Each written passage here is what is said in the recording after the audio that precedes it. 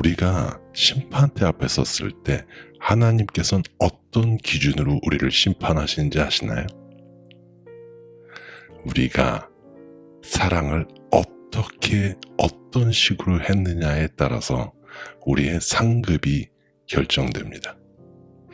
하나님께서는 우리가 감정이나 상황에 의존하지 않고 의지적인 결단으로 사랑하기를 원하십니다.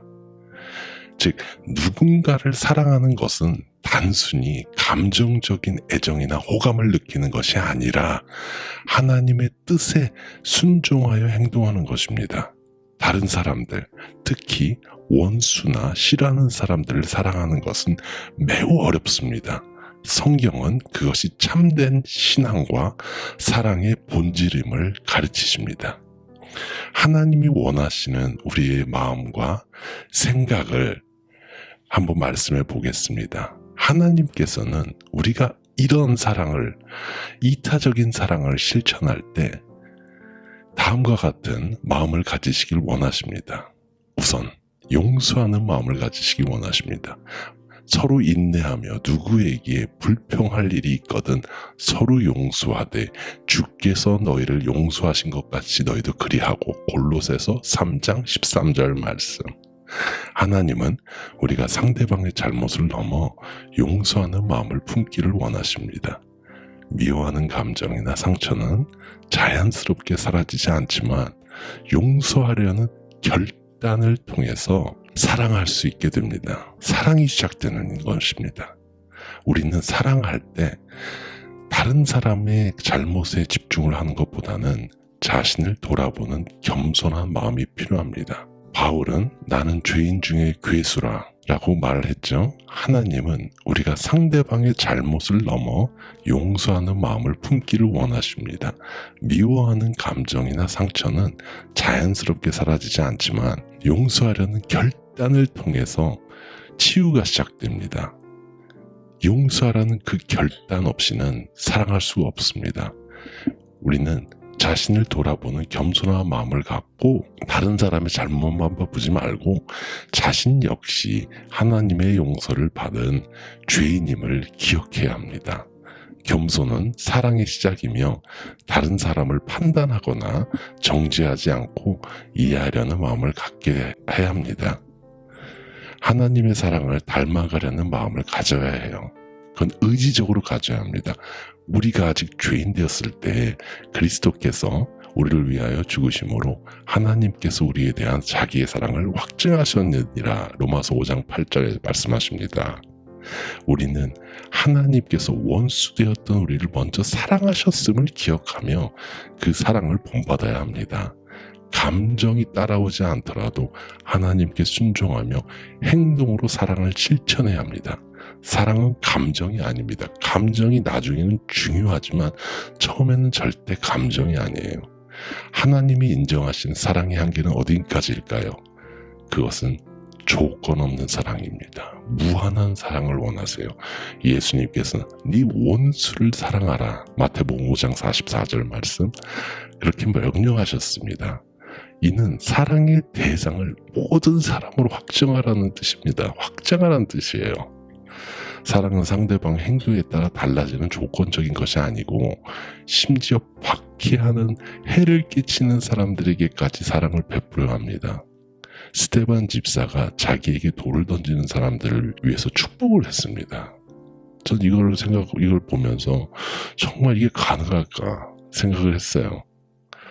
왜냐? 저는 저 얼굴 표정만 저를 볼 때도 이렇게 은혜스러운 표정을 안 지으면 저는 속에서 미움을 갖기 쉽거든요. 쉬운 그런 사람이기 때문에, 부족한 사람이기 때문에. 그렇지만 그런 사랑을 하기로 결단을 내렸습니다. 왜냐?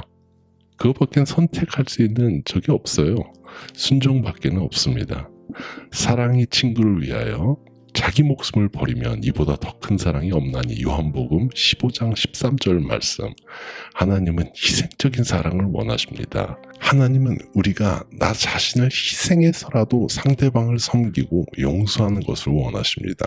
우리는 그 사랑은 행동으로 나타나야 됩니다. 내가 사랑하지 않는 사람을 위해서 무엇을 할 수 있습니까?를 고민하며 실천하라고 하십니다.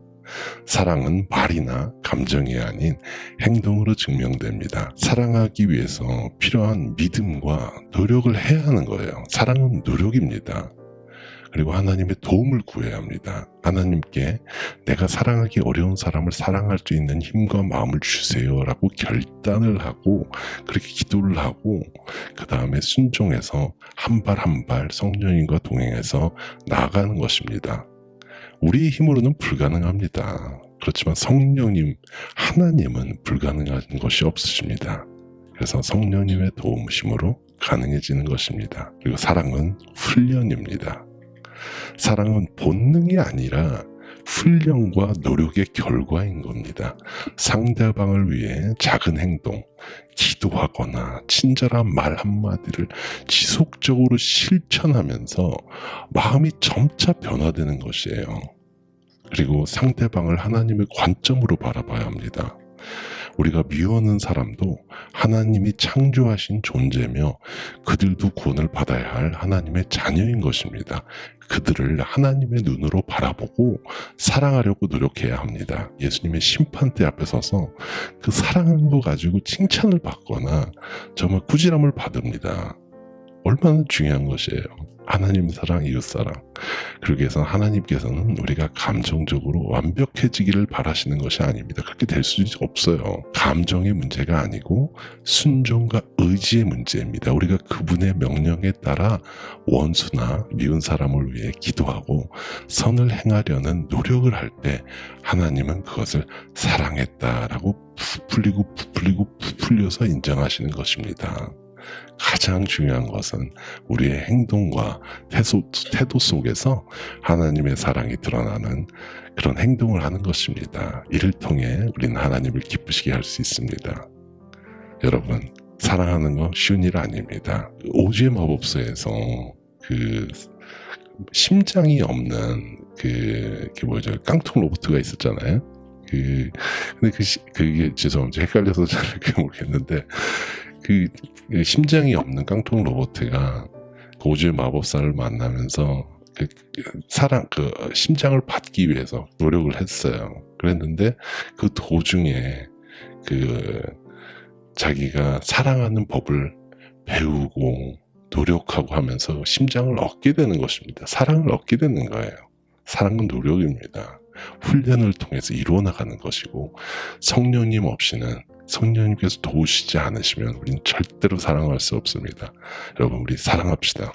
축복합니다. God bless.